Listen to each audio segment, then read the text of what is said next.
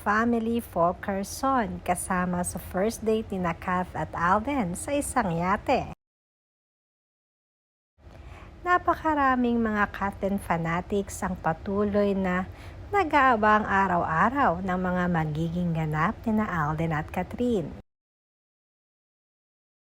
Subalit tila ba parang napaka-private nga ng dalawa at hindi sila masyadong nag-share ng kanilang mga whereabouts. Kaya naman kahapon ay talagang pinagpiestahan hindi lamang ng mga Kathen kundi pati na mga bashers at mga marites ang mga pictures ng nag-leak sa social media.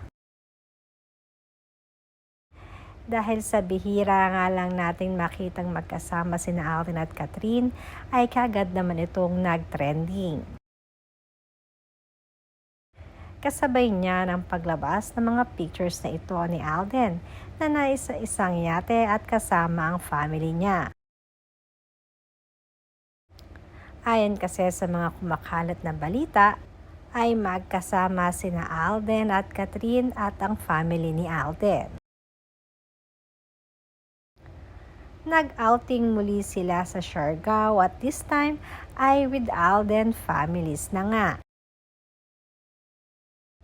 Makikita na parang ayaw talagang maging public ni Catherine at Alden. Dahil maging sa mga pictures na naglalabasan ay kinout-out ito. At sinasabing si Catherine nga ang nasa picture na ito. Ayon sa aming napag-alaman ay kumpirmado nga na magkasama ang dalawa. Subalit ayaw di umano munang i-public na Alden at Catherine kung ano man ang meron sila ngayon.